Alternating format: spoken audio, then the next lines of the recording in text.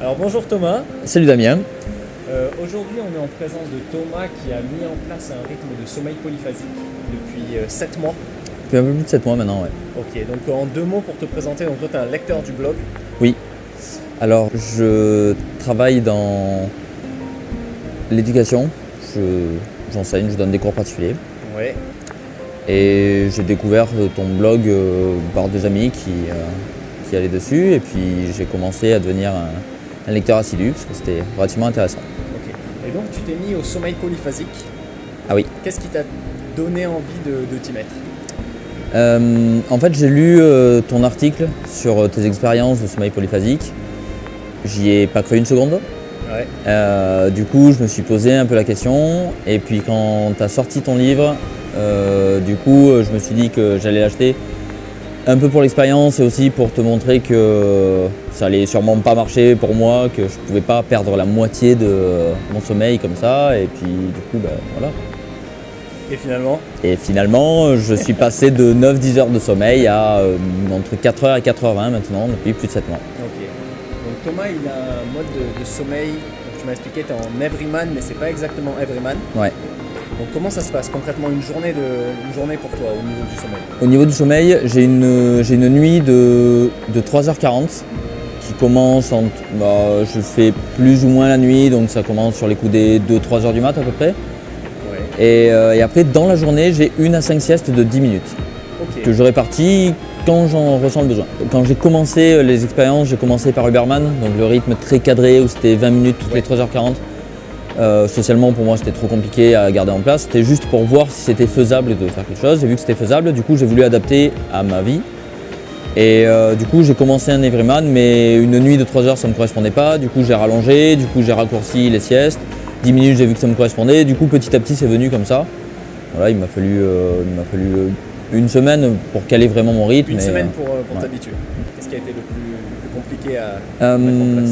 Alors j'ai la chance de travailler un peu plus ou moins en bise avec l'éducation nationale, donc ça me permet d'avoir des vacances régulièrement, donc j'ai pu tester ça pendant les vacances, histoire que, vu que j'avais prévu que ça colle pas, que j'ai le temps de revenir à un rythme normal.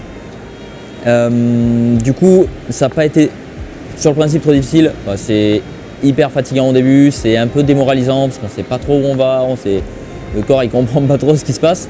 Mais bon, quand je vois que pour prendre pendant les vacances scolaires, les vacances d'été, j'ai 2 mois et je mets près d'1 mois et demi à revenir au rythme de se lever tous les jours à 7 heures et que là j'ai mis une semaine, c'est que clairement il se passe quelque chose de bien, quoi. Okay. Donc au final, qu'est-ce que tu en retires toi dans ton quotidien de dormir comme ça? Parce que ça fait 7 mois et tu me disais que tu n'as pas l'intention d'arrêter. Non, moi je pourrais plus jamais redormir comme avant, quoi. Jamais. Ça, non, il faut jamais dire jamais, mais je veux dire, la dernière fois j'ai fait une nuit hyper longue, quoi. J'ai dormi 6 heures.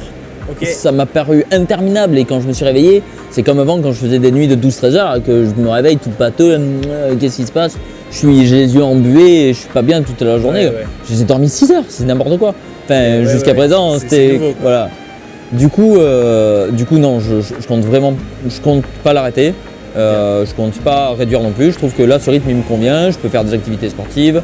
Je peux bosser un peu plus mes cours. Je peux bosser moi du coup pour aller un peu plus loin, pour apprendre d'autres choses, pour bouquiner, pour prendre du temps pour moi. C'est vraiment, voilà, pour moi c'est excellent. Ce que je voulais. Et du coup, moi j'ai une question puisque tu as lu mon livre quand il est sorti. En quoi il t'a aidé concrètement? En fait, ton livre sur le principe ne m'a pas aidé, il m'a appris. Puisque du coup, ton article, ça m'a mis un peu la puce à l'oreille, ok, voir un peu. Et c'est avec le livre que je me suis dit, attends, est-ce que je suis capable? Ok, je le fais, j'en suis capable, mais sans le livre, ça serait jamais été possible, clairement. D'accord, donc quand même c'est grâce au livre que tu as pu… Ah oui, sans le livre, je refais. Et si quelqu'un veut commencer un rythme polyphasique, donc probablement everyman par exemple, quel conseil tu lui donnerais? De se prendre une semaine où il n'y a pas trop d'activités, générales, que ce soit ni physique ni spécialement intellectuelle, qui puisse avoir un rythme un peu libre. Une semaine, 8 jours, c'est bien.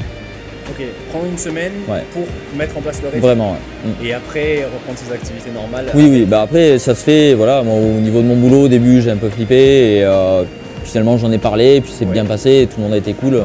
Voilà, vraiment. Ok, super. Mais écoute, merci beaucoup, ça fait vraiment plaisir de voir quelqu'un qui a mis aussi bien en pratique un rythme polyphasique. Ouais, merci à toi. Je sais que c'est pas facile. Au début, ouais. Et du coup, merci d'avoir pris le temps d'expliquer tout ça aux autres lecteurs. Et puis bonne continuation. Bonne chance. Ouais, merci. C'est bien. C'est bien. Voilà. 5 minutes 54. Je t'avais dit 5 minutes. Ça va. Tu as coupé? Non, toujours pas.